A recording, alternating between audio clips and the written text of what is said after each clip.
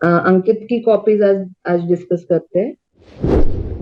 इन्होंने आंसर तो वैसे ठीक लिखे हैं, लेकिन इनकी बहुत मेजर गलतियां है। This is absolutely wrong introduction. Contact context wise भी और कंटेंट वाइज भी। सेकंड, उन्होंने जो डायग्राम्स दिखाए है, दे आर वेरी गुड। इनकी कॉपी बहुत अनक्लियर है। Again the conclusion is absolutely wrong.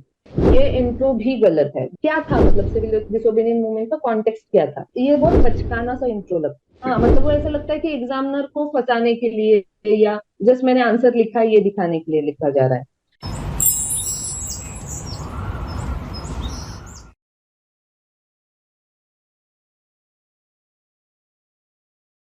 Ankit. Yes ma'am. Yes ma'am, Anand. Ji. Ankit की कॉपीज आज आज डिस्कस करते हैं। अंकित की कॉपीज हम दोनों डिस्कस करेंगे, हिमांशु और मैं। Okay ma'am. जी मैम। हिमांशु, तुम स्टार्ट कर लोगे?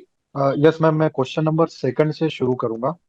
ओके। क्वेश्चन है, briefly examine the contribution of Buddhist and Jain scholars to the development of philosophical thought in ancient India and how did their teaching shape the intellectual landscape of the time. So यहाँ पे जो question है इसके दो part है।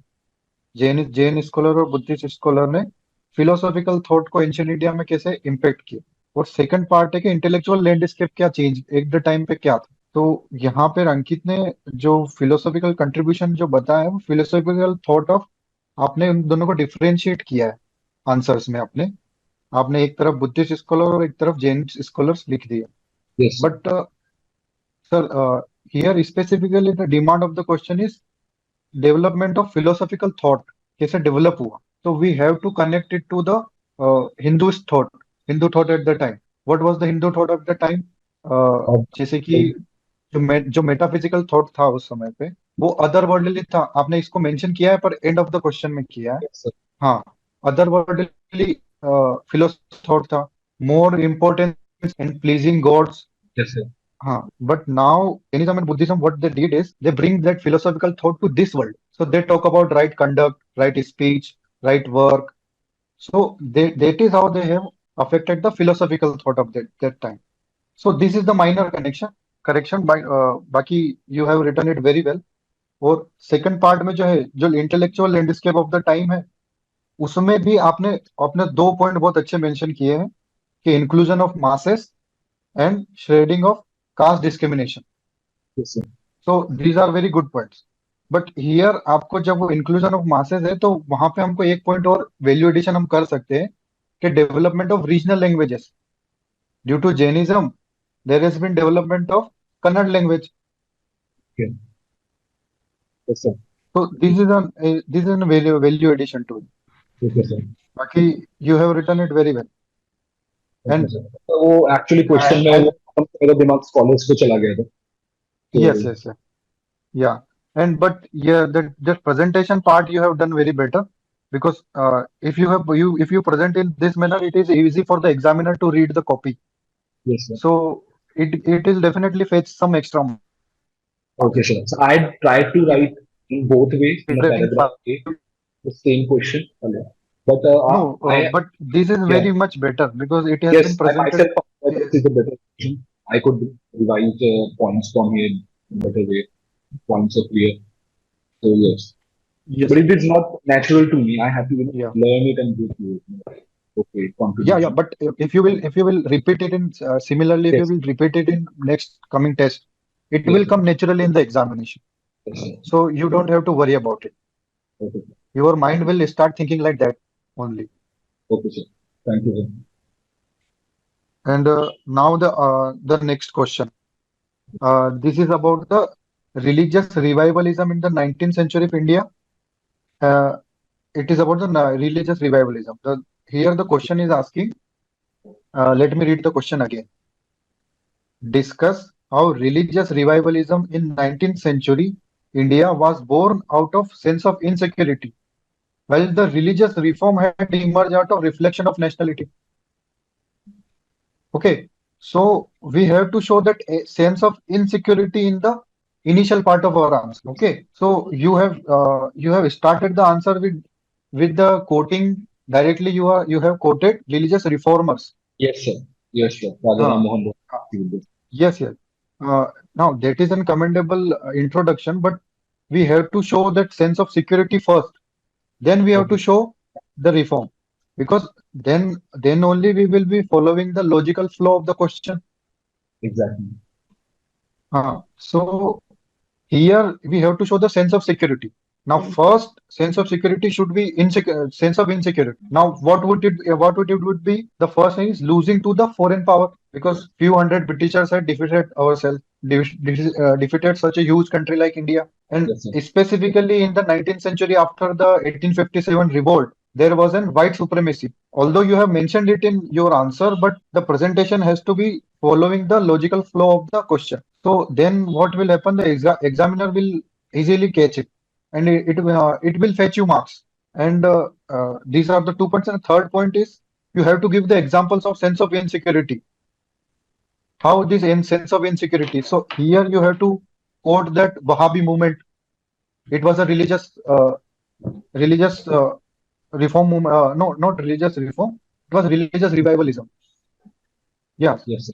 that Wahhabi movement, also the Kuka movement in 1871 in the Punjab. Ramkrishna, you can also mention Arya Samaj. It was initially reformist, but it had revivalistic tones. So, Yes, it had revivalistic tones.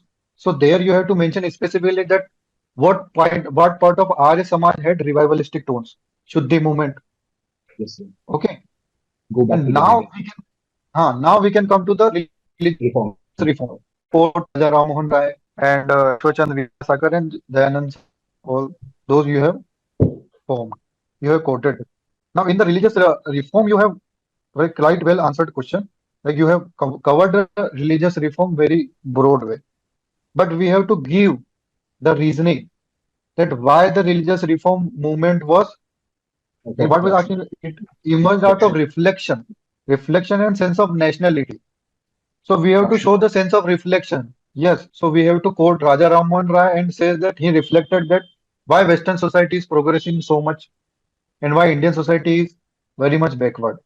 He saw that there is a reason-based society, that humanistic morals, but we have religious dogmas and practices which are antithetical to humanity. So here Raja Ram Mohan Rai is doing reflection, and he has a sense of nationalism because he also wants that India to progress and India to attain its place. Okay, so the reflection is based on why we are enslaved. So And actually reflection and rationality है वो शायद हाँ दिखने में वो ऐसा yes. rationality है. Yeah. And also that two examples you have mentioned in the reform are very good one, the Jyotiba Phule and Aligarh movement. So Okay. when we give examples in these types of question, we have to cover all of the religious reform movements and all of the religious revivalist movements. So it have to cover Hindu, Muslim, and Sikh that I have mentioned. Himanshu एक minute, क्या हम लोग इसको ये जो इनका answer जिसको हम डिस्कस कर रहे हैं इसको क्या स्क्रीन में ले सकते हैं क्या? अंकित Sir, अंकित आप क्या मैं आपने जो आंसर डिस्कस हो रहा है इसको स्क्रीन में ले सकते हैं क्या? तो मैं ट्राई करता हूँ एक यस मेरे पास दूसरी डिवाइस में है सर. नहीं, अंकित ट्राई कर सकते हैं, अंकित ले सकते हैं सर. एक बार स्क्रीन शेयर सर इसमें आ रहा है host disabled participant screen share. तो अच्छा एक्चुअली ठीक, एक मिनट एक सेकंड में अभी पार्ट वो कर रहा हूँ, एक second. I can share the file again in the Telegram group. मैं वापस से शेयर कर सकता हूँ टेलीग्राम ग्रुप. सर आप होस्ट हो सर, आप कर सकते हो सर. हाँ बट मैं इसमें देख नहीं पा रहा हूँ. ठीक है, मैं देखता हूँ कैसे मैं अलाउ कर सकता हूँ. जैसे अलाउ होता है फिर आप लोग कर दीजिए. तो आप तब तक आप लोग कंटिन्यू रखें, ठीक है? जी सर. ना इस क्वेश्चन पे रणवीर सर कुछ कहना चाह रहे हैं. सर आप कुछ कहना चाह रहे हैं सर? नहीं, रणवीर का कुछ प्रॉब्लम है ऑडियो कनेक्शन का. रणवीर शायद सर उस पे उनका ऑडियो नहीं उनका आ रहा कनेक्ट हो रहा है. Okay sir. सो एक पॉइंट है अप्रोच इसी क्वेश्चन का एक अप्रोच में ये सोच रहा था कि सारे रिफॉर्मिस्ट और रिवाइवलिस्ट मूवमेंट्स के एग्जांपल्स लेके उनके पॉइंट्स बनाते हैं. दैट इज आल्सो गुड, क्योंकि वो उसमें क्या प्रेजेंटेशन आपका बेटर हो जाएगा जब आप उन दोनों को दो हिस्सों में डिवाइड करेंगे ना हम. हाँ, या तो ये पूरा क्वेश्चन दो हिस्से में चल सकता है, मतलब बीच में अच्छा, से आप पेज डिवाइड कर दीजिए और फिर उसके बाद एक तरफ रिफॉर्मिस्ट मूवमेंट और एक तरफ रिवाइवलिस्ट मूवमेंट। तो जब आप रिफॉर्मिस्ट मूवमेंट रिवाइवलिस्ट मूवमेंट पहले का जो फर्स्ट पॉइंट है वो यस सर, आप इनसिक्योरिटी के ऊपर बेस कर दीजिए। ओके, आप समझ रहे हैं मैं क्या कहना चाह रहा हूँ? यस सर, और जो रिवाइवल और जो रिफॉर्मिस्ट मूवमेंट है उसका जो फर्स्ट पॉइंट है वो वो रिफ्लेक्शन और नेशनलिज्म के ऊपर डिस्कस कर दीजिए। उसके बाद नीचे सारे एग्जांपल्स डिस्कस कर देंगे। Yes sir, that that's a better approach, I yes try yes. To write that. या तो दिस टू। रणवीर सर आप कुछ कहना चाह रहे हैं?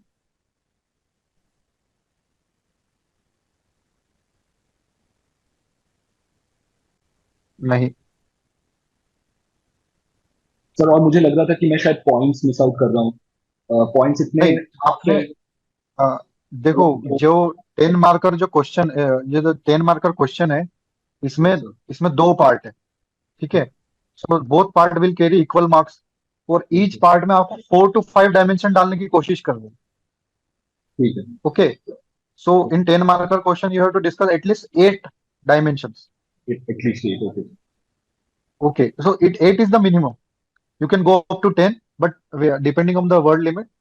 But if it is a 15 marker question, then you have to discuss at least 6 dimension in each point. So it will be up to 10 to 12 dimensions of it, or 10 to 12 points, as you can say. But here you can evaluate by adding examples. After each point, you have to add examples. So it will give clarity to the mind of the examiner, and he will reward you for it. Okay. Yes sir. थोड़ा सा मुझे बाद में याद आया कि मैं religious revivalism I was constructed to just Hinduism and Islam. Yeah. मैं Yes. वो सिंह सभा मूवमेंट वगैरह और ये सब बाद में मुझे याद या आया। या तो या सो वो पूरा उसमें जितना उसमें डायमेंशंस आपके और ऐड होंगे। इस वे में हाँ, अगर आप सोचोगे आपके डायमेंशंस और ज्यादा ऐड हो जाएंगे उसमें। ठीक है। नेक्स्ट क्वेश्चन राजश्री मैम आप डिस्कस करना चाह रहे हो? हिमांशु तुम ले लो, मैं 1 मिनट में आती हूँ वापस। ठीक है। सो इसका जो नेक्स्ट क्वेश्चन है GS4 का। Yes sir, though in essence ethics seeks to achieve good it's Himanshu एक सेकंड, रिलेटिविस्टिक नेचर। हिमांशु एक सेकंड, यस अंकित सर। मैंने इसको अलाउ कर दिया है इसके शेयरिंग का। आप जरा ट्राई करो इसको स्क्रीन में लेने का।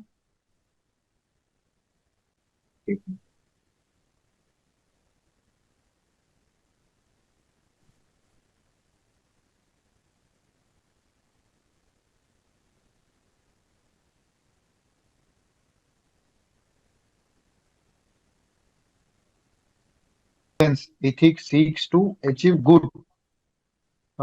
Its relativistic nature makes it difficult to clearly define that good. Do you think this subjectivity impedes moral growth of human beings? Analyze. So in this question, Ankit, in my point of view, you have covered each and every aspect of it. You have started by defining what does ethics means, which is very good approach to start this type of answer. And now you have आपने जो की point है इस question का वो पकड़ा है relativistic nature. So now you have defined, if you take it downwards, now you have defined what is the relativistic in good. So now you have covered 5 dimensions of relativism. So these all points are very appropriate to the questions. और इसमें आपको बस एक चीज add करने की जरूरत है, जैसे कि आपने थर्ड पॉइंट में जो आपने हिस्टोरिकल रिलेटिविज्म लिखा है उसमें आपने एग्जांपल दिया है कि slavery was acceptable before. So this type of example you have to give in each and every dimension. Okay.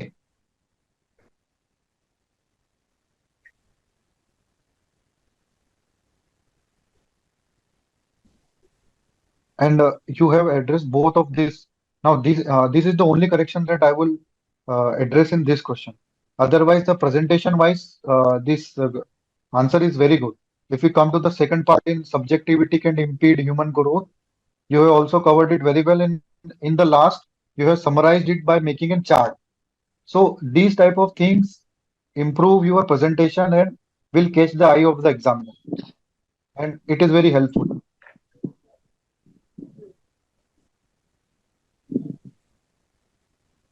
Ranveer sir, आप कुछ ऐड करना चाहेंगे इसमें? नहीं सर, आपने इसको काफी डिटेल में बता दिया। हम अलग क्वेश्चन पे डिस्कस करेंगे इसके बाद। ठीक है सर, ये मेरे तीनों क्वेश्चंस मैंने किए हैं अभी। आप कीजिए सर अब। रणवीर, आपने अंकित का पेपर किया है क्या? मैं डिस्कस कर लेती हूँ कुछ। हाँ आप कर लो, मैंने ऐसे वाला किया है योगेश का, तो मैं बाद में कर ऑलराइट। लूंगा। अंकित, आप अनम्यूट कर लीजिए, आप म्यूट पे है।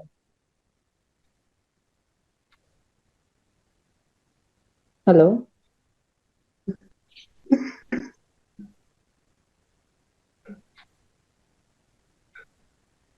अंकित।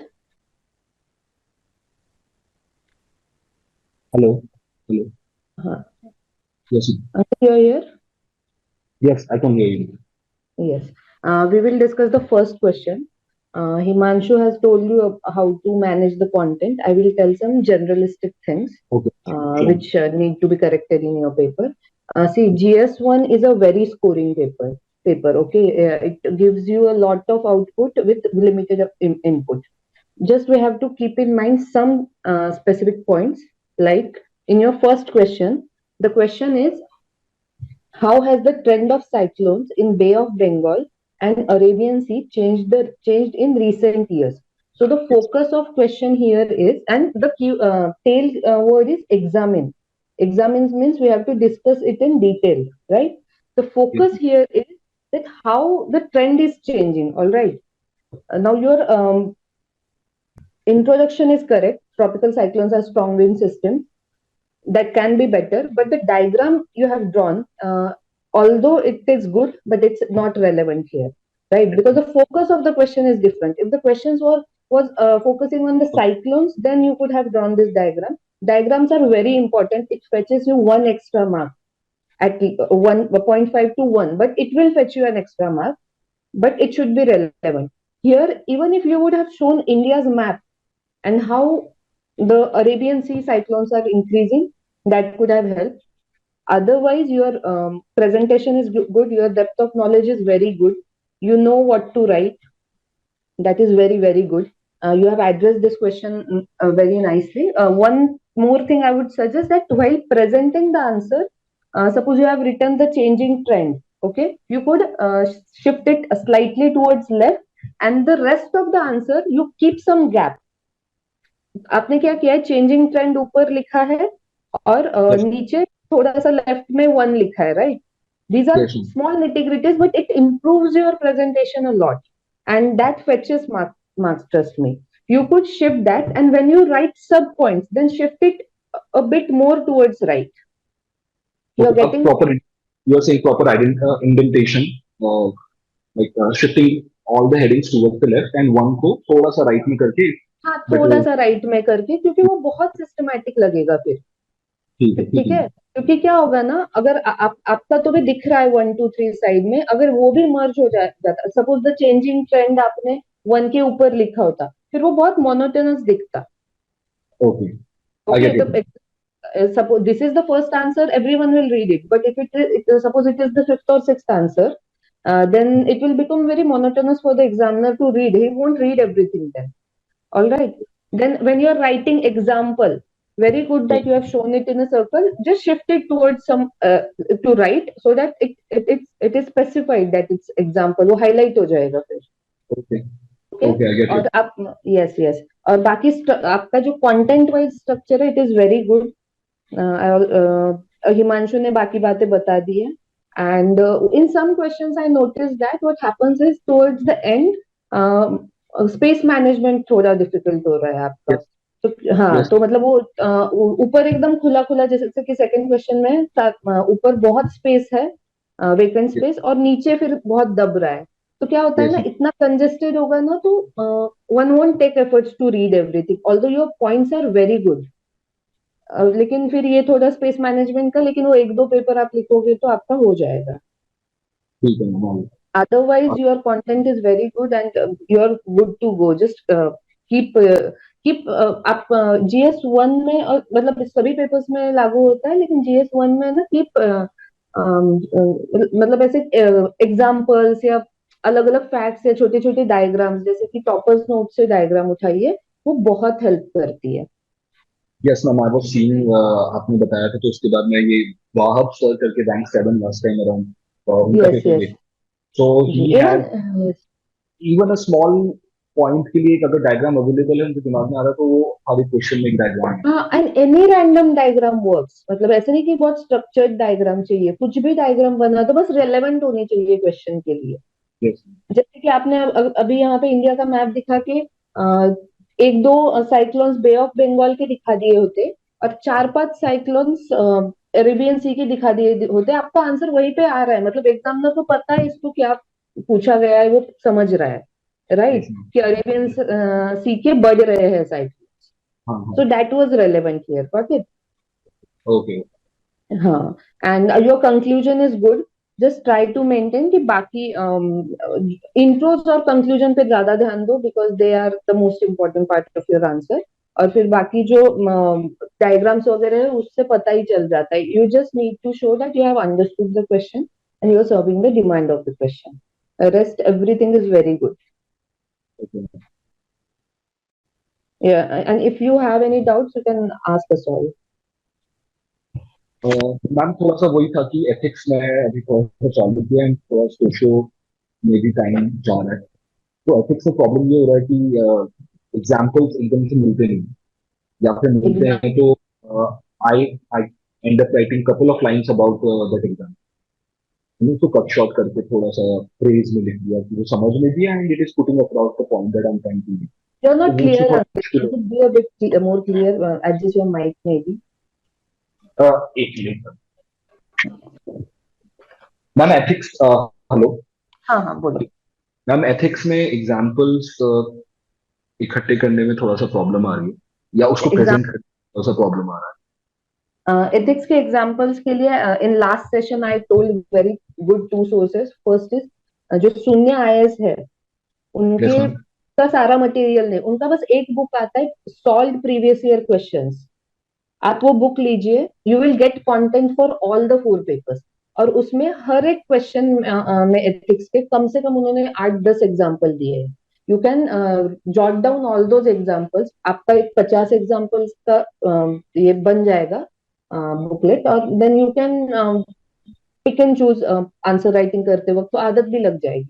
एंड ठीक एथिक्स है। का मतलब मुझे ऐसा लगता है कि जितना आप आंसर राइटिंग करोगे ना उतना पॉलिश होते जाता है आपका आंसर्स या कंटेंट भी, तो वो हो जाएगा। और कंटेंट की अगर आपको दिक्कत आ रही है एग्जांपल्स की, तो दैट शून्य आईएएस का book is very good source. बहुत रेलेवेंट एग्जांपल्स दिए उन्होंने और वैल्यू वाइज दिए, मतलब किस सिचुएशन पे कौन सा एग्जांपल डालना है वो समझ जाएगा अगर आप वो रेफर करोगे तो।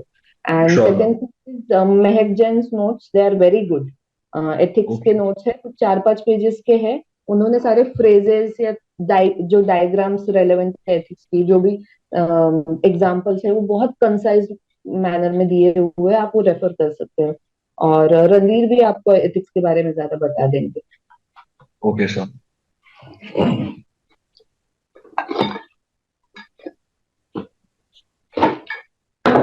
रणवीर,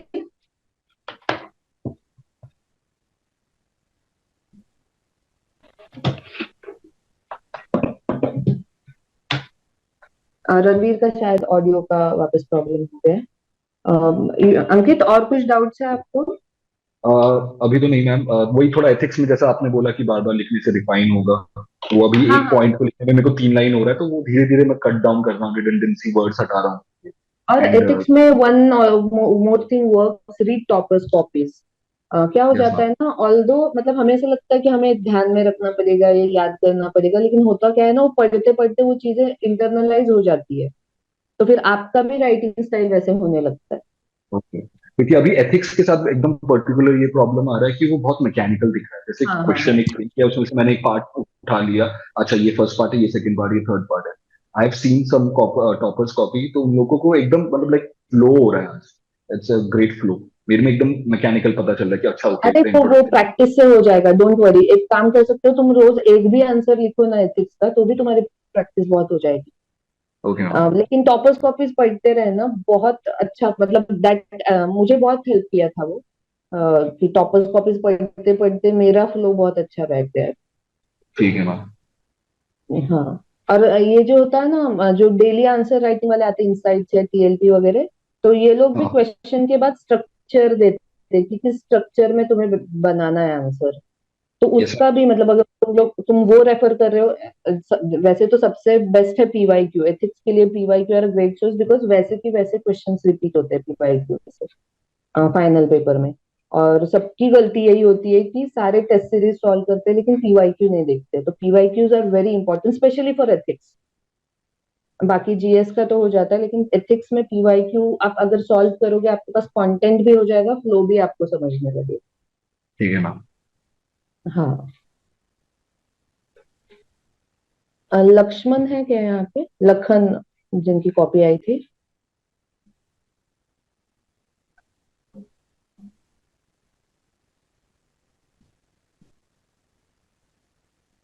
राशि लखन नहीं है, but if we can share his document in the screen, then we can discuss it out. Okay sir, अब वो डॉक्यूमेंट अंकित आप ही शेयर कर सकते हैं क्या, अगर हो सके तो? यस मैम, उन्होंने मैं शायद शेयर करता हूँ। फाइल कौन सी थी मैम? उन्होंने GS1 नाम से डाली थी। इन्होंने आंसर तो वैसे ठीक लिखे हैं, लेकिन इनकी बहुत मेजर गलतियां है। Can you see the screen? Yes yes yes, just go on the second answer. इनका क्वेश्चन है, compare and contrast the character of peasant movements in India during 19th and 20th century. 19th century और 20th century में जो peasant movements हुए, वो compare करने and contrast करने। Now the most important thing here is compare and contrast. That is compare करके differences दिखाने major. ये ओके सबसे बड़ा पॉइंट है यहाँ। जब कंपेयर आता है ना, तो आप सिमिलैरिटीज और डिफरेंसेस इक्वल इंपॉर्टेंस दे सकते हैं, but when it is compare and contrast, then you have to show the differences, और फिर लास्ट में थोड़ा एक दो पॉइंट सिमिलैरिटीज का लिख सकते हैं, राइट? इनका ओके इंट्रोडक्शन है, the 19th and 20th century India witnessed many peasant movements which later channelized by Gandhi to achieve national independence. This is absolutely wrong introduction. Context wise भी और content wise भी, because peasant movement were not channelized directly by Gandhi to achieve independence. Peasant movement और independence खुद ही दो independent topics है। Plus yes उनका context भी गलत है, बिकॉज यहाँ फोकस है 19th एंड 20th सेंचुरी। तो he could have shown evolution कि कैसे चेंज हुआ इंट्रोडक्शन में, या फिर एक सिंपल पीजेंट मूवमेंट के क्या क्या रीजन थे, या फिर कैसे इवॉल्व होते गई, वो लिख देते, राइट? सेकेंड, उन्होंने जो डायग्राम्स दिखाए, they are very good. And जो थर्ड है, अंकित, ये मुझे आपको बताना था कि आप जब भी टेबल बना के कॉन्ट्रास्ट दिखाते हो, तो पैरामीटर का एक सेपरेट कॉलम बना लिया कीजिए। ऐसे आपने पैरामीटर्स लिखे हैं लेकिन सेम कॉलम में लिखे थे, राइट? यस तो जब भी कोई भी चीज कंपेयर करनी है, टेबल बनाना है, तो make one table of parameter, it is very important. Okay ma'am. Yes. और कंटेंट वाइज तो मतलब I have not seen much, because इनकी कॉपी बहुत अनक्लियर है। But his content is right, his content is right, the way of presentation is very vague. Okay, और क्या होता है ना, जैसे कि इंट्रोडक्शन ही गलत हो गया, तो फिर I don't think the examiner also gets interested, कि बिकॉज उनको क्वेश्चन ही गलत समझा है, राइट? तो फिर वो ऐसा लगता है कि आंसर गलत है। इनके 19th-20th सेंचुरी का जो भी कॉन्ट्रास्ट दिखाया है इन्होंने, दैट इज करेक्ट। लास्ट में कंक्लूजन जो है, despite these differences, the 19th and 20th century movement had some similarities too, such as single common enemy and national consciousness.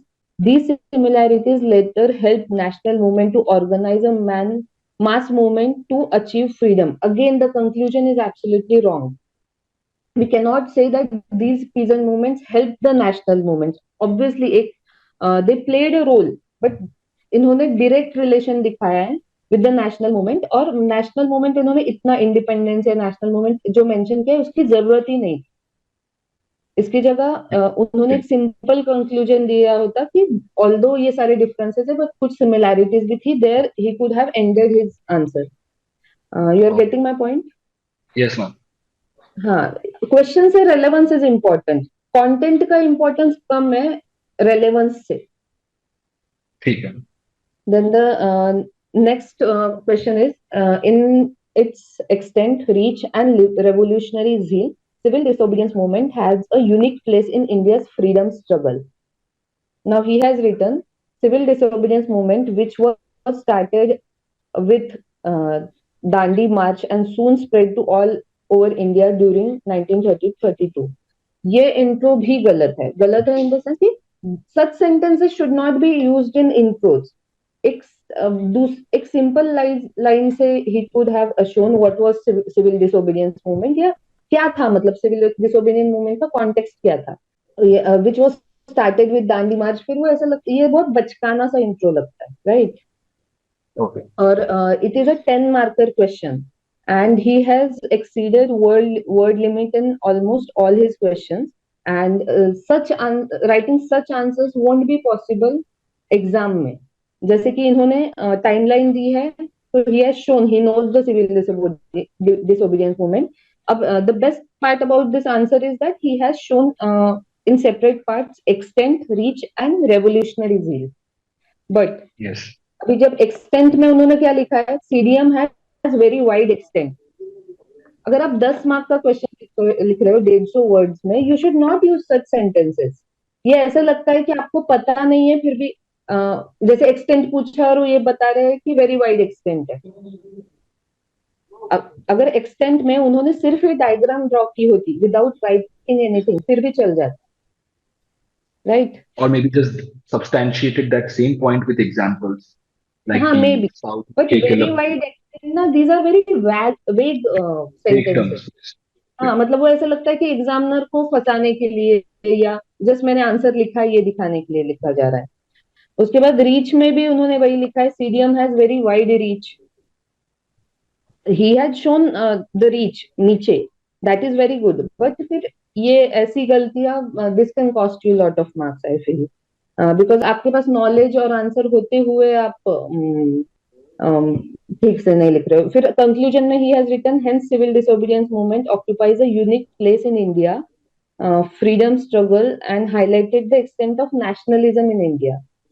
Here he doesn't have to write about nationalism, यहाँ पे बस लिखा है कि civil disobedience movement he could have shown कि कैसे एक turning point था, कि नो गोइंग बैक था वहां से, right? Yes, ma'am. he could have written that कि एक टर्निंग पॉइंट था इंडिया। एक्सटेंट ऑफ नेशनलिज्म बहुत वेग है यहाँ पे, बस इनकी यही बहुत बड़ी गलती हो रही है, इंट्रोज और कंक्लूजन ये बहुत गलत लिख रहे हैं, या फिर इररेलेवेंट। क्या होता है, these are the most important points. आपकी बॉडी ठीक है लेकिन इंट्रो कंक्लूजन गलत है, तो आपको बहुत बिलो एवरेज मार्क्स मिल जाएंगे।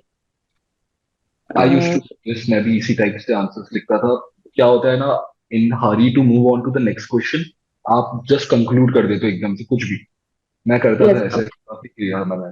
yes I would say read the question twice। उतना आप प्रैक्टिस करोगे ना, 10 क्वेश्चन या 20 क्वेश्चन लिखने की, तो उतना टाइम मिल जाता है। Read the question twice because you must understand the demand of the question. आप बहुत सारा नॉलेज दिखा दोगे लेकिन डिमांड ही सर्व नहीं हुई, तो मार्क्स नहीं मिलते हैं। अब next 5th question will take geography से। What do you understand from land subsidence? Explaining various reasons behind land subsidence. Recommend measures. तो यहाँ पे 3 पार्ट्स हैं क्वेश्चन के।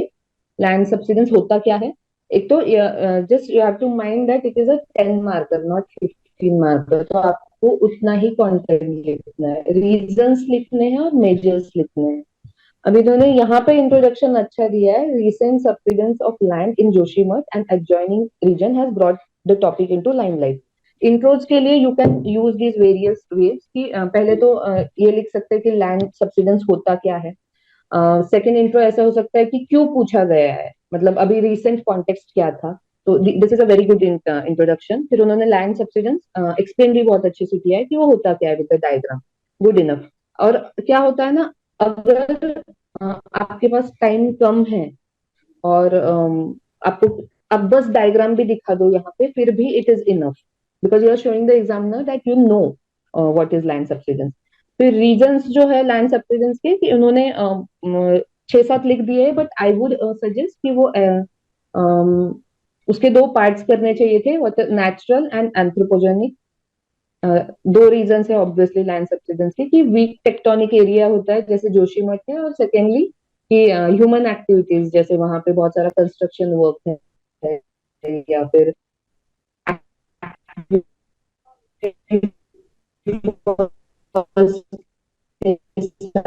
वहां पे बहुत ज्यादा छेड़छाड़ की और फ्लो चार्ट बना के एंड द पार्ट। तो ये does in order the conclusion is does in order to address risk of land subsidence, the anthropogenic causes need to be addressed by promoting necessary structural and non-structural measures. Good enough, very good conclusion, and this would fetch very good marks. Just the point is, Okay. और the presentation I was talking about, जो आपको मैं बता रही थी जैसे measures needed, Yes, हाँ. और उसके नीचे आप Left में करके उसके नीचे checking, point. right? Yes, तो Yes, ये yes. बहुत अच्छा, this is a very good way to present your answer. Yeah. और जो हेडिंग्स है they should always be in a box, the diagrams should be in a box. Okay. Okay. Yes, and ऐसे दिखना चाहिए आपने कि ऊपर हाँ. इंट्रो लिखा है, फिर बॉडी लिखी है, फिर कंक्लूजन लिखा है, क्योंकि ऐसे हो कि एग्जामिनर ने बस एक बर्ड्स आई व्यू भी लिया तो भी उनको समझ जाना चाहिए you have address the question well. Yes. So these are the questions. I think this is enough for this paper. अगर किसी और को कुछ ऐड करना होगा तो please.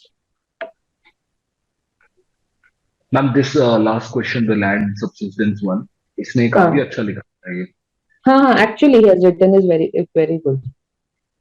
So how much marks would you, मतलब, like an examiner give to this से particular दिस question? जितना मैंने यूपीएससी के मार्क्स एनालाइज किए हैं, they are very different from what you get in test series. तो दिस क्वेश्चन अगर 10 mark का है तो इट वुड डेफिनेटली फेच 5 और 5.5 मार्क्स डेफिनेटली। Yes. बिकॉज क्या होता है ना, यूपीएससी में यू गेट अराउंड 120-125 मिल जाते हैं, और टेस्ट सीरीज कभी 110 के ऊपर नहीं देते। तो that is the difference, UPSC की मार्किंग अलग रहती है। और one thing also you can do whenever you solve any test series, आपके पोर्टल पे गुड कॉपीज आ जाती है उस टेस्ट के टॉपर की। तो Yes. Those copies are a very good, क्योंकि मॉडल आंसर में ना वर्ड लिमिट नहीं होता है, वो तो पूरा का पूरा कंटेंट दे देते हैं, तो वहां पे कंपेयर करना डिफिकल्ट हो जाता है। But if you compare your copies with the topper of that test, तो that helps a lot, even content wise also, ethics में specially it helps a lot. Okay. Yes, Himanshu, yes ma'am. अगर तुम्हें कुछ add करना होगा तो देखो। Ma'am मैं बस एक ही चीज ऐड करना चाह रहा हूँ अंकित, अगर आप आपकी कॉपी वापस खोलेंगे Yes, sir. वो एथिक्स वाला जो आप क्वेश्चन में डिस्कस कर रहा था लास्ट, तो in essence ethics seeks to achieve good. Can you see the copy? Okay. Yes yes. Yes, So sir. come to the second part of the question, and here you Subjectivity. see that yes. So here you have used the examples very well. So Okay. the doubt that you were asking Rashmi ma'am about that how to use examples, so you have to see your own copy that you have used them very now very apt examples here, and now here you have used that gun control laws point is very good, the gun control point here. Yes, sir. So it is in current affair. So if you will quote the examples if you quote current affairs in the example, it will always going to fetch you extra marks. Okay, okay, sir. Noted. And now in the yes, ma'am. Ethics के intros में ना, if you give the context ना कि question क्यों पूछा गया है, क्योंकि ऐसा होगा कि तुम ये 3 महीने जो भी न्यूज पढ़ोगे ना, उस न्यूज में से ही आने वाले एथिक्स के question, and if you are able to connect कि वो क्वेश्चन क्यों पूछा गया है, तो it is a very good way of introduction ethics में। Yes, मैम, मैं ये ट्राई कर रहा था, मुझे भी लग रहा था कि 3 महीने में अगर if I can come up with recent example जो अभी चल रहा है, स्पेशली उनको अगर मैं केस स्टडीज तो पूरी तुम्हारे न्यूज़पेपर के एग्जांपल से ही आएंगे। And one more thing you can do, ethics में क्या करना ना, जो सारे कीवर्ड्स है उनका एक टेबल बनाना, कि कीवर्ड्स Okay. लिखना उन कीवर्ड से रिलेटेड जो भी कोट है, जैसे इंटीग्रिटी पे कोई कोट, एप्टीट्यूड एटीट्यूड पे कोई कोट, उस वो एक रो में कॉलम में लिखना, और हर कीवर्ड पे 3-3 एग्जाम्पल्स लिख लेना। और वो इतना, वो अगर तुम टेबल रिवाइज करते रहोगे ना, तो तुम्हें एग्जाम्पल फेच करना या कोई थ्योरी या कोट फेच करना बहुत इजी हो जाएगा। या this is, yes I do this now, ये ज्यादा हाँ, लाइफ में इजी कर देगा। यस यस यस, जैसे कि अभी जैसे पुणे में वो केस हुआ है, अभी जो यस। इंसिडेंट हुआ परसों, कि किसी लड़की के पीछे एक आदमी वेपन लेके भागा, और समवन से one guy said that girl. You can use this particular example in many questions. Courage में यूज हो सकता है, सिंपैथी में हो सकता है, पब्लिक अपैथी में हो सकता है कि लोग मदद करने के लिए नहीं आए, या फिर यू नो मोरालिटी में हो सकता है। हर जगह ये एग्जाम्पल यूज हो सकता है। लेकिन होता ये है ना, वहां पे एग्जाम्पल्स याद नहीं आते हैं अगर ऐसे ही पढ़ एग्जैक्ट, के जाओ तो तुम अगर ऐसे तुम्हारे, हाँ एक्सटेम्पर मैंने यस, दिया है तो वो नहीं हो पाता। तुम तुम्हारे सोच के जाओ कि ये एग्जाम्पल्स मुझे यूज करने, फिर वो रेलेवेंट जहां क्वेश्चन आएगा यूज हो जाएगा। हिमांशु कंटिन्यू। मैम मुझे बस इतना ही डिस्कस करना था, और एक और जो नेक्स्ट क्वेश्चन था, लास्ट मेरा एक पॉइंट है बस, ये highlight the differences and convergence between Gandhi and Tagore. So yes. yes, this question. So here you have to that the राशि मैम जो बता रही थी कि पैरामीटर्स आपको अलग लिखना है हाँ और फिर हाँ, डिफरेंसेस अलग लिखने हैं। तो वही आप मैंने इस साथ में क्वेश्चन में लिखा। उसको अप्लाई कर सकते हैं। Yes, yes sir. आप इस क्वेश्चन में उसको अप्लाई कर सकते हैं। ओके और सर, इसमें भी हाँ ये। आपने एग्जांपल्स बहुत अच्छा यूज किया है। ये जो ड्यूरिंग अर्थक्वेक इन बिहार वाला जो टॉप पॉइंट था, ये आपने काफी हम्म। अच्छा पॉइंट लिया है। ये न्यूज़पेपर में था रिसेंटली। हाँ एग्जैक्टली, वही तो मैं गांधी, थोड़ा सा, मुझे हाँ मुझे भी इतना ज्यादा आइडिया नहीं था, मटेरियल नहीं था, तो मुझे हाँ पूरा फिर इनके डायनामिक्स के बारे में पढ़ना पड़ा, तो दिस जस्ट हाँ, पॉप्ड अप। हाँ ये न्यूज़पेपर आर्टिकल का डायरेक्ट कोट है, तो ये अच्छा। और एग्जाम में भी सेम ही चीज आती है जो न्यूज़पेपर में चल रही है लास्ट के 3-4 महीने में। ठीक ओके। है। Okay sir. सो सर ये मेरी तरफ से हो गया। अब रणवीर सर ऐसे डिस्कस करना चाह रहे थे। हाँ। हेलो सर, यस ये सर। योगेश का लिखा हुआ एक ऐसे है जिस पे मैं कुछ बताना चाह रहा था। ऐसे है, change is the result of all learning. Ranveer, क्या तो इसको स्क्रीन पे शेयर कर सकते हैं क्या अंकित? यस सर, कैसे? मैं सर मैं अंकित कर देगा, मैं मोबाइल में चला रहा हूँ सर। हाँ, अंकित कर सकते हैं तो कर देंगे। यस सर, योगेश का ऐसे है, change is the result of all the learning. जो इज योगेश ने इट? ऐसे लिखा है उस, हेलो, हाँ हाँ जी, बोलिए बोलिए। अ, हाँ योगेश ने स्टार्ट तो काफी ठीक किया है। भगवत गीता का कोट लिखा है उन्होंने, change is the law of nature, what you consider death is actually is life. ये तो ठीक है, पर इसमें ऐसे में कमियां क्या है? एक तो इसमें फ्लो नहीं है, रैंडम कहीं से कुछ भी लिखा हुआ है। दूसरा, इसमें जो फिलोसफिकल ऐसे होते हैं उनमें बहुत सारे एग्जांपल्स लिखने होते हैं, और उनको भी करंट से ऐड करना होता है, वो इस ऐसे में नहीं लिखा हुआ है। तीसरा, इन्होंने बार बार हेडिंग लिखा है, तो ऐसे में हेडिंग लिखने की कोई आवश्यकता नहीं होती, एक फ्लो होता है तो अपने आप मेंटेन होता है। तो इस टाइप के ऐसे को दो डिफरेंट टाइप से लिख सकते हैं हम। पहला तो टाइमलाइन के हिसाब से, कि ये जो डेफिनेशन है, change is the result of all learning, जो टॉपिक है, इस पे आप बहुत सारे एग्जांपल सोच लो, एंशियंट, मेडाइवल और प्रेजेंट, आफ्टर इंडिपेंडेंस और अभी रिसेंट में। तो इन सारे एग्जांपल्स लिख लो, सब पे 5-5 6 6 एग्जांपल्स, और फिर उनको लैंग्वेज में कन्वर्ट करके अच्छे से पूरा ऐसे लिख सकते हैं। जैसे कि अगर मैं एंशियंट से स्टार्ट करूं, लेटर वैदिक पीरियड से स्टार्ट कर देता हूं, तो आप देखोगे कि वहाँ पे मतलब क्या क्या चेंजेस हुए थे समाज में। बहुत ज्यादा इनइक्वालिटी थी। बौद्ध धर्म और जैन धर्म दोनों जो आए थे, बुद्धिज्म और जैनिज्म, वो बेसिकली उस टाइप में सोसाइटी में जितनी इनइक्वालिटी थी, उससे लर्निंग लेके ही और आगे का कुछ चेंज करने के लिए वो रिजल्ट था एक टाइप से। यानी कि जो हमने सीखा था सोसाइटी में, उसका ही रिजल्ट था कि वो चेंज हुआ था, जो दो नए रिलीजन प्रोड्यूस हुए थे इंडिया में। तो ऐसे ही थोड़ा सा और आगे बढ़ोगे हिस्ट्री में, तो भक्ति मूवमेंट था, वो भी सेम इसी कंसेप्ट पे था। जो जितनी लर्निंग थी हमारी, उसका रिजल्ट था कि सोसाइटी में कुछ चेंज लाना था, इक्वलिटी लानी थी, विमेन का पार्टिसिपेशन ज्यादा करना था। और उसके बाद में अगर हम अशोका को देखें, किंग अशोका को, तो कैसे कलिंग वार से पहले उनका क्या मूड था, और कलिंग वार के बाद में अचानक से क्या चेंज हुआ। तो जो उन्होंने सीखा उस टाइम में कि कितने बड़े पैमाने पे डिजास्टर हुआ था, डिस्ट्रक्शन हुआ था, तो उसी के रिजल्ट से उन्होंने आगे की पॉलिसी चेंज की।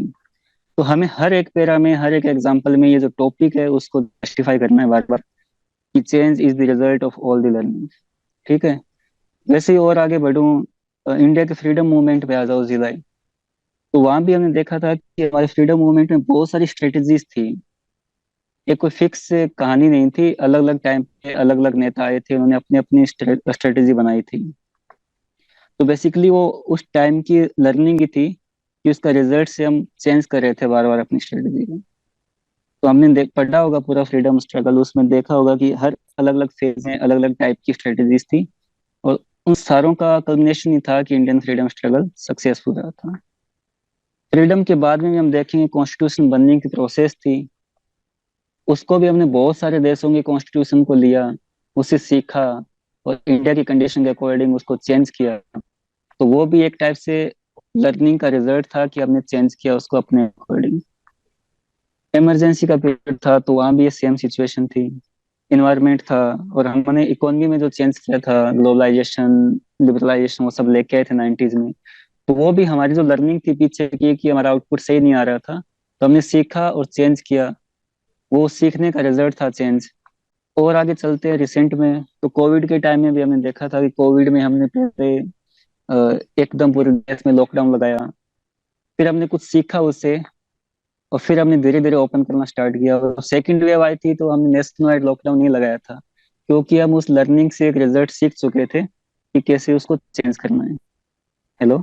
Yes sir, yes sir. ये तो एक तरीका हो गया, और एक सेकंड तरीका ये हो सकता है कि हम उसको टाइम पीरियड में डिवाइड कर लें, नहीं, डिफरेंट डायमेंशन में डिवाइड कर लें, सोशल, पॉलिटिकल, इकोनॉमिक, एनवायरमेंट, इन सब पे, और फिर इनमें देखें कि ये टॉपिक कैसे जस्टिफाई हो रहे हैं।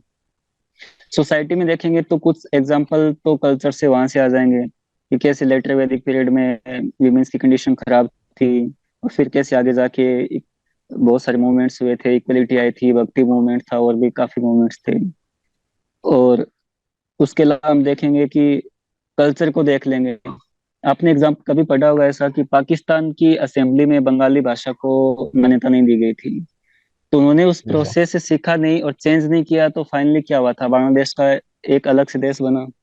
और हमने उस चीज को सीख लिया था कि बहुत सारी, इंडिया एक बहुत ही डाइवर्स कंट्री है, बहुत सारी भाषाएं हैं यहाँ पे, तो हमने उन सबको अपने संविधान में लिखा, और आज हमारे देश में सक्सेसफुली कोई दिक्कत नहीं आ रही, सक्सेसफुली प्रशासन चल रहा है। और एलपीजी रिफॉर्म के बाद में देखा होगा कल्चरल में कितना वेरिएशन हुआ था, भारत की कल्चर इंडिया है, इंडिया की बाहर गई, तो वो भी हमने उस लर्निंग से सीखा, और फाइनली उसका जो आउटपुट था, जो उसमें चेंज हुआ, वो उसी लर्निंग का रिजल्ट था।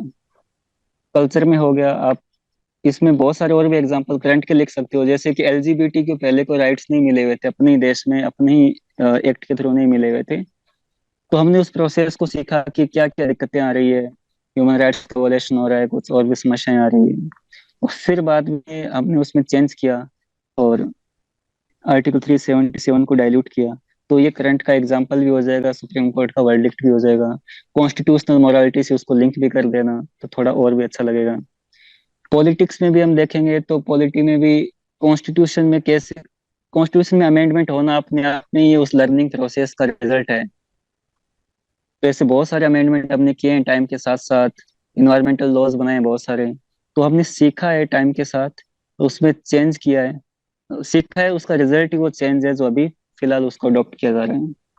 इन्वायरमेंट में देखोगे तो कितने ऑर्गेनाइजेशंस बने हुए हैं, वो सब उसी प्रोसेस का ही से लर्निंग है, उसके बाद में हमने चेंज किया। अब हम काफी ज्यादा टाइट रूल्स रेगुलेशंस बनाते हैं, और काफी इंस्टीट्यूशंस बने हुए, यूएनएफसीसी, आईपीसीसी, और बहुत सारे प्लेटफॉर्म पे इन्वायरमेंट की बातें हो रही है जो पहले कभी नहीं थी, क्योंकि हमने देखा कि कितने बड़े पैमाने पे डिजास्टर हो गया है, ओजोन लेयर का डिप्लीशन हो गया है, ग्लोबल वार्मिंग बढ़ता जा रहा है।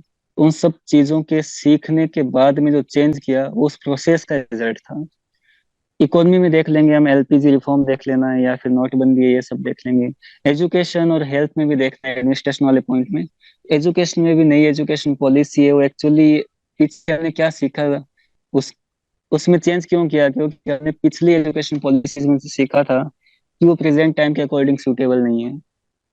एजुकेशन में एक बड़े पैमाने पर रिफॉर्म करने के लिए हमने उस लर्निंग प्रोसेस से क्या सीखा, उसका रिजल्ट क्या था, वही चेंज जो हमने किया अभी वो है। हेल्थ में भी देख लो आप, कोविड के बाद में, कोविड से पहले जो चेंजेस हो रहे हैं हमारे लर्निंग प्रोसेस का रिजल्ट है। तो ऐसे आप बहुत सारे एग्जांपल्स अलग अलग डायमेंशन में सोच सकते हो। पॉलिटिक्स में और भी सोच सकते हैं, जो रीऑर्गेनाइजेशन हुआ था स्टेट्स का अलग अलग। आपने पढ़ा होगा कि पहले तो एक कमेटी बनी थी, लिंग्विस्टिक कमेटी। उन्होंने इस बात को इनकार कर दिया था कि लैंग्वेज के बेसिस पे स्टेट नहीं बनेगा। फिर बाद में एक अलग से कमीशन बना, और फिर उन्होंने इस बात को एक्सेप्ट किया, और फिर हमने आगे भी बहुत सारे स्टेट बनाए, अभी तक बनाते जा रहे हैं। तो उस लर्निंग प्रोसेस का रिजल्ट ये है कि हम अपने आप में चेंज कर रहे हैं। तो आपको ऐसे एग्जांपल्स लिखने हैं, और हर बात को, हर हर एग्जांपल में उस पॉइंट को जस्टिफाई करना है जो हमारा मेन टॉपिक है। और उसको फिर आगे आते आते कुछ ऐसे भी एग्जांपल है कि हमने सीखा नहीं है और चेंज नहीं किया है, तो उसका आउटपुट भी अच्छा नहीं हुआ। जैसे यूनाइटेड नेशन सिक्योरिटी काउंसिल में हमने रिफॉर्म नहीं किया, That's all. तो आज वो It has become present time के अकॉर्डिंग काम नहीं कर रहे हैं। तो यानी yes, हमने sir. लर्निंग प्रोसेस से सीखा नहीं है, तो उसका रिजल्ट हम चेंज कर भी नहीं पाए उसको। आईआर में और भी देख लो, इंडिया पहले नॉन अलाइनमेंट मूवमेंट में शामिल था, लेकिन टाइम के साथ हमने सीखा कि कैसे अलाइनमेंट की नेसेसिटी है। तो आज हमने बहुत सारे ग्रुप बने हुए हैं, JAY, रिक है, U2I2, ऐसे कितने ग्रुप बने हुए हैं। Yes, वो sir. इसलिए बने हुए हैं कि हमने लर्निंग प्रोसेस से सीखा है और अपने आप में चेंज किया है प्रेजेंट टाइम के अकॉर्डिंग। ऐसे ही आप बहुत सारे एग्जांपल इसमें लिखते रहना आगे। कोविड में जो इंडिया के बेस्ट एग्जांपल थे, वैक्सीन मैत्री वगैरह थी, कि कैसे हमने उस टाइम में उस सीखा कि कितने बड़े पैमाने पे पॉपुलेशन को प्रॉब्लम हो रही है, खास करके अफ्रीका और साउथ अमेरिका कॉन्टिनेंट में। तो हमने उसमें चेंज किया, हमने बोला कि पेटेंट वेटेंट इतना नेसेसरी नहीं है। हमने सभी लोगों को फॉर्मूला दिया, वैक्सीन पहुंचाई। तो उसका अब क्या बेनिफिट हुआ हमें, गुडविल बढ़ी है हमारी, और एक जो बाकी देशों के साथ कांटेक्ट है वो बढ़े हैं। ऐसे ही टेररिज्म को देख लो, टेररिज्म के बारे में पहले इतनी न्यूज़ नहीं थी, लेकिन देखा कि बड़े पैमाने पे अलग अलग देशों में बड़े जनधन की हानि हो रही है। तो उस लर्निंग प्रोसेस का रिजल्ट ये हुआ था कि अब थोड़ा थोड़ा चेंज हो रहा है। बड़े बड़े ऑर्गेनाइजेशन है, SCO है, ब्रिक्स है, यूनाइटेड नेशन है, वहां पे इसके बारे में बातें हो रही है। क्लाइमेट चेंज सेम एग्जांपल है। तो जब एंडिंग करो ना आप ऐसे की, तो रिसेंट वाले एग्जांपल है, क्लाइमेट चेंज है, टेररिज्म है, SDGs है, इन सबको कोट कर देना साथ साथ, और फाइनली ऐसे खत्म हो जाए। हमें इतना ही तो लिखना है, 7-8 पेज तो लिखने होते हैं वहां पे। तो मेरे हिसाब Yes, से sir. मैंने ऐसे एग्जांपल्स के थ्रू बता दिया। अगर फिर भी आपको डाउट हो तो एक बार आप पूछ सकते हो। तो इस टाइप की जो फिलोसफिकल एसेज है, वो उनको ऐसे ही लिखना होता है।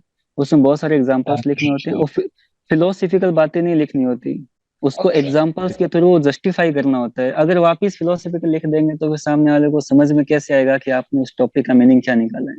तो सब डायमेंशंस की बहुत सारे एग्जांपल्स हो जाएंगे, हम जस्टिफाई कर देंगे, करंट से लिंक कर देंगे, तो उनको लगेगा कि इस टॉपिक को अच्छे से समझ गए हैं। मुझे लगता है कि जो स्टैटिक टॉपिक आते थे उनसे ज्यादा बेटर होता है फिलोसफिकल ऐसे। इनमें ज्यादा फैक्ट और डेटा नहीं लिखना पड़ता है, इनमें बहुत सारे एग्जांपल्स लिखने होते हैं जो हमने GS में पढ़े भी होते हैं।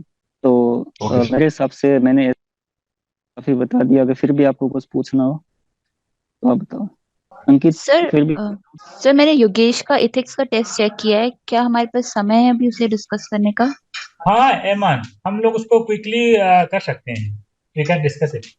अच्छा, हाँ, तो कौन सा पेपर? अंकित से मैं रिक्वेस्ट करूंगी कि उनका टेस्ट 20 एक बार ओपन कर दीजिए।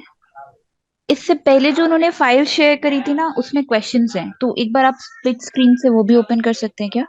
ऑल्दो मैं अपनी एक दूसरी डिवाइस से ज्वाइन करने की कोशिश कर रही हूँ। मीटिंग का passcode 1 second.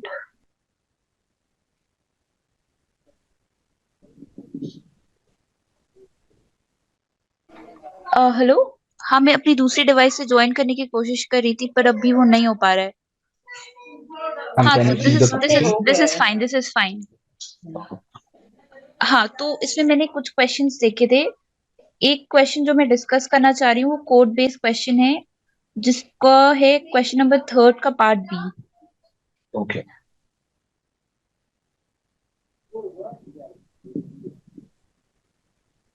Yes, ma'am. Whatever is begun in anger ends in shame.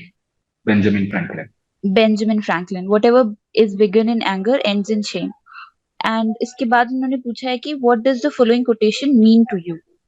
तो इन्होंने क्या लिखा है, ऑल्दो इनका आंसर अच्छा था, बट मैंने जो करेक्शन किया है उसमें ये है कि पहले इन्होंने एंगर के बारे में बताया, उसके बाद इन्होंने एक एग्जाम्पल दिया डोमेस्टिक वायलेंस का और डेथ का, domestic violence and death create permanent guilt. इससे पहले ये ऐसा कर सकते थे कि इस कोट को बहुत ही सिंपल शब्दों में अपने वर्ड्स में लिख सकते थे कि what ever begin in anger ends in Shem.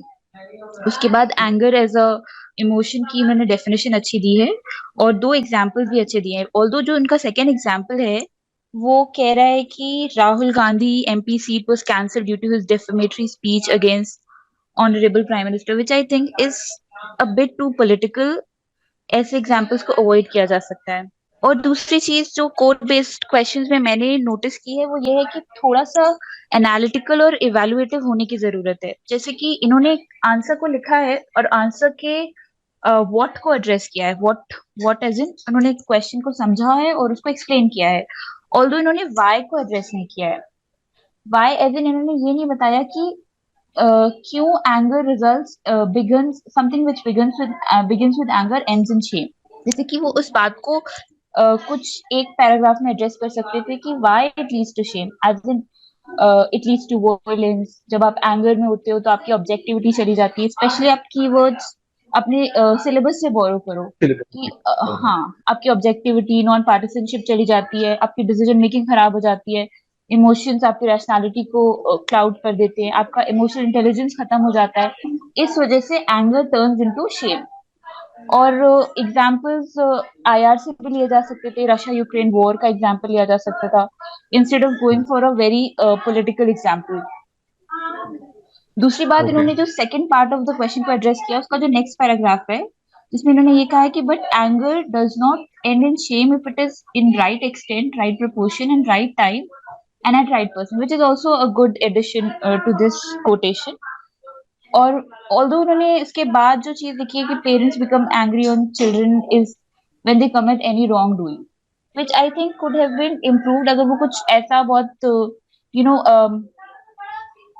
using anger against we should have anger against evils in our society like crime against women, domestic violence, child labor.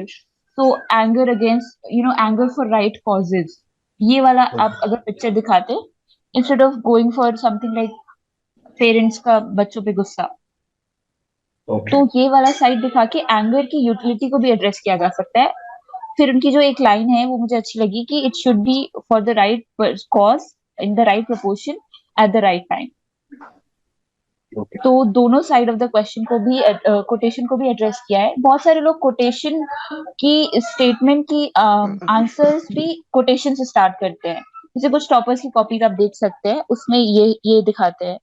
तो एक कोटेशन गौतम बुद्धा की बहुत फेमस है अबाउट एंगर कि it is like holding a fired coal in your hand and expecting to throw it to someone else। मतलब आपके हाथ में जलता हुआ कोयला है और आप एक्सपेक्ट कर रहे हो कि you will throw it on someone else, so it's gonna harm you and it will end in shame। so एक टॉपर कॉपीज में ये चीज देखी जाती है कि कोटेशन को कोटेशन से शुरू किया जाता है। इफ यू हैव, अगर आपके पास कोटेशन की कोई लिस्ट है उसमें आपने इमोशंस लाइक एंगर, करेज, ये सारी, although courage is not an emotion, इन सब पे आपने एक कोटेशन बनाए हुए हैं ना, तो अगर आप उसको एड्रेस करोगे और उससे मिलता जुलता कोटेशन डालोगे तो एक बहुत अच्छा इंप्रेशन जाता है। और एक और चीज मुझे ऐसा लगा कि इसमें एक एडिशन और किया जा सकता था जो उसको बहुत अच्छे से होलिस्टिकली एड्रेस करता। जब बात एंगर की हुई है which is an issue in ethics, तो एक या दो शब्द या एक या दो लाइन इस बात को एड्रेस करे कि हम एंगर को कैसे ओवरकम करेंगे। So this is also needed. Okay अगर ये भी एडिशन हो जाता है तो ये बहुत होलिस्टिक आंसर हो जाता। तो ये एक एंड 10 मार्कर्स के लिए 2 ही पेज मिल रहे हैं, 3 तो नहीं मिल रहे ना? नहीं, 3 नहीं मिल रहे हैं, पर आप इसको एक एक पैराग्राफ में लिख सकते हो। पहले पैराग्राफ में आप उसको एक्सप्लेन करें अपने सिंपल वर्ड्स में, उसके बाद आप एक अच्छा एग्जाम्पल दीजिए, उसके बाद आप बताइए कि क्यों, उसका थोड़ा एनालिसिस करो आप कि ये ऐसा क्यों हो रहा है। उसके बाद आप उसके काउंटर करो कि कहीं कहीं एंगर जरूरी होता है। उसके बाद एक और पैराग्राफ कि आप एड्रेस करो, ऊपर के 3 नीचे के 3 पैराग्राफ। या फिर आप points, you Okay. Can go for points also, points में थोड़ा ज्यादा आसानी हो जाएगी, बट मोस्टली लोग कोड बेस को पैराग्राफ्स में आंसर लिखते हैं। तो टू टू आप श्रुति शर्मा मैम के आंसर्स अगर देखेंगे कोड बेस के, तो उनके आंसर्स का मैंने यही एनालिसिस किया था कोड बेस्ड क्वेश्चंस का, कि she used to address code based questions in this manner only, Starting with another code. starting with another code if she gets another code. Otherwise, first, putting the whole gist of the code in very simple words, and then giving a very relevant example from current affairs, and then analyzing the code, why it is said, why people act in certain manner, and why it results in shame, and then answering how it can be addressed. Because Okay, how sometimes to when you leave the answer with some issue and not some solution, some sort of solution, some way forward, कभी आप कोई issue के साथ खत्म कर रहे हो तो it's not a very good idea. एक वे फॉरवर्ड या दो वे फॉरवर्ड बाकी के जीएस पेपर्स में, और जीएस 4 में some sort of integrity training या कोई भी solution, social, what is that, socialisation, कोई भी बात ऐसी लिखे जो इसको एड्रेस भी करे, आपकी इथिकल नॉलेज से आप उसको एड्रेस कैसे करते हो, this is also very important. Any other question, ma'am, in this copy? Another question जो मैंने देखा इनका बहुत क्लोजली, वो ये वाला था। सेकेंड क्वेश्चन जो है फर्स्ट का part B, it is attitude is the little thing that makes big difference, in what ways does attitude influence thoughts and behaviours. इसका मुझे स्ट्रक्चरिंग का थोड़ा सा इशू लगा, ऑल्दो सबका कंटेंट मोर और लेस सेम होता है, बट हाँ एग्जाम्पल से बहुत बड़ा वेरिएशन आ जाता है। तो आप एक बार आंसर वाली स्क्रीन को जूम करेंगे। एटीट्यूड का उन्होंने डेफिनेशन लिखा, फिर एक एग्जाम्पल लिखा, फिर उनसे पूछा गया था कि एक स्टेटमेंट दी गई थी कि attitude is a little thing that makes a big difference. तो इसके बारे में इन्होंने एक एग्जाम्पल लिखा है, बट आई थिंक एक दो पॉइंट्स इसको एड्रेस करते हुए स्टेटमेंट को लिखने आने चाहिए थे। और उसके बाद जो क्वेश्चन है उसमें भी दो पार्ट्स है, in what ways it addresses the thoughts and behaviours. तो एक बार थॉट्स को एड्रेस करना चाहिए था और एक बार बिहेवियर को एड्रेस करना चाहिए था। हाउ एटीट्यूड इन्फ्लुएंसेस थॉट्स, उसमें 3-4 पॉइंट्स जितने भी जनरेट हो पा रहे, उसके बाद हाउ इट इन्फ्लुएंसेस बिहेवियर्स, उसमें 3-4 पॉइंट्स, और अगर एग्जाम्पल्स आ पा रहे हैं वेल एंड गुड। क्योंकि यहाँ पे मुझे मिसिंग लगा, उन्होंने जो एटीट्यूड के बारे में पढ़ा है उन्हें वो सब लिख दिया है, but it is not catering to the demand of the question. तो आपकी नॉलेज का जो भी है उसको आंसर के हिसाब से मोल्ड करना है। और अगेन एग्जाम्पल्स तो बहुत वैल्यू ऐड करते ही हैं, relevant examples. So I think we have this much time. इससे पहले भी एक उन्होंने कोटेशन बेस्ड क्वेश्चन करा था, विच आई थिंक इज इनकम्प्लीट, क्योंकि वो एक ही पेज पे आंसर है Okay. पॉलिटिकल एटीट्यूड्स के बारे में। Yes, ma'am. बट इसको डिस्कस किया जा सकता है कि आप इसको कैसे लिखते। थर्ड Yes, का ma'am. Part A, it says Discuss with political political attitude. Yes yes, go ahead. Political attitude has as much to do with society as with politics. Discuss with suitable illustration. So, yeah, that's the question. So, it tells us about the dispensation or the ideology that the different groups are following. For example, communism, liberalism, libertarianism. These are the different ideologies that individuals can subscribe to, or that's their attitude that determines their actions towards other things as well. Right, Malab? That's the idea I'm getting from the question. To like, Can you come again? Political attitude has much to do with society as with politics. What is the idea that you are getting? That the political attitudes defines the broad groups' ideologies, the ideologies of different groups. So, for example, liberalism, communism, these are the political attitudes across the spectrum. So, it helps in subscribing to one certain ideology or one certain group. When you want to become a member of a certain group, you first of all try to adhere to or conform yourselves to these kind of political attitudes, right? And also, In today's day and age, I guess political attitude is gaining importance. Like our friend circle is limited to, or our WhatsApp groups are divided into the kind of political parties that we support or the political ideas that we subscribe to, right? So this political attitude can be seen as division in society, or yeah, that's that's the thing I'm getting. I think it has something to do with how whatever political attitude that you carry, Yes, it is not just related to the politics, but also to the society you live in. yes, It has as much to do with the society as with the politics. yes. As in, let's say कि आप there were people living in Nazi Germany, and the society was uh, different from Okay, today's society. So it was not just okay, the politics of the time, but also the society.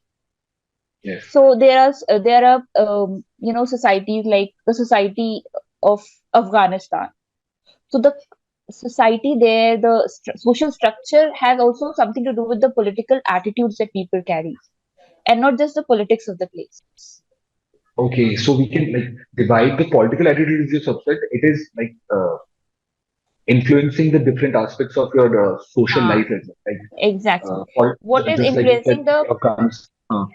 Yes, yes? ma'am. What is influencing the political attitude? Is it just the politics or the society as well? Okay, I okay, think this question wants you to talk about how political attitude is influenced by society, but not just by the politics, but also by society in a great way. okay. And then they want you to come up with illustration, like I just mentioned the Nazi society of that time, or the Afghan society जो कि बहुत tribal in nature है, तो वहाँ के लोगों का जो political attitude है, it has to do with how वहाँ के modes of production है, वहाँ की जो social structure है, और से यूरोपियन सोसाइटी जैसी है, वहाँ वो इन्फ्लुएंस करती है वहाँ के लोगों का पॉलिटिकल एटीट्यूड. और Indian society, Indian, you can divide it across time and space. आप नाजी जर्मनी की भी बात कर सकते हो, आप स्पेस में अफगानिस्तान और जापान की भी बात कर सकते हो. जापान, जापानीज सोसाइटी कैसे जापानीज पॉलिटिकल एटीट्यूड को इन्फ्लुएंस करती है. Okay, ma'am. Yes. So I think this question wants us to write in that manner. Although अगर इसके कोई और कुछ ऐड करना चाहता है तो they can. इसके लास्ट वाले पार्ट में can we say that political attitude also influences the society as well? Like Yes, right yes, now, very good value addition, very good value addition. How political attitude also influences society, yes. Or you can say how in some places the politics of the place is a bigger player in the political attitude than the society of the place. और कोई mentor कुछ add करना चाहते हैं इस question में, then they can go ahead. Okay. इसकी और कुछ interpretation if anyone wants to add, the society and the politics part. Ma'am एक वाला जो आइडिया मेरे दिमाग में ये फर्स्ट हिट किया था, मतलब how the political attitude has entered into our dining rooms and divided our friends groups and everyone else. Like if you go to your WhatsApp, you'll have your friends or WhatsApp groups dedicated to a certain kind of community, dedicated to perhaps, just for example, I will not quote this, BJP wale BJP supporters, like the AAP supporters. So we are divided into our political attitude has taken a major chunk of our identity now these days. Oh, so you are saying the society is become polarized, so the political Yes, attitude. yes, We ma'am. can say that, but I don't think if how like if you can How write it's such relevant. examples Yes, or ma'am. not. Exactly. So that's my major problem. Okay, I understood the question. I get some points, but I could not structure it properly in GS4. GS4 especially. इसमें थोड़ा सा time लगता है मुझे structure करने में answers में. ठीक है, but your approach was good. I'll follow. I'll try to write this same question with your approach. Okay, I think this is it from my side. Thank Thank you. Okay, मुझे लगता है अगर आप किसी को कुछ नहीं ऐड करना है, then we should end up the session. Okay, sir. Okay, sir. Thank you, Okay. thank you, everyone. Thank you, sir. Yes, sir. Thank you. Thank you, sir.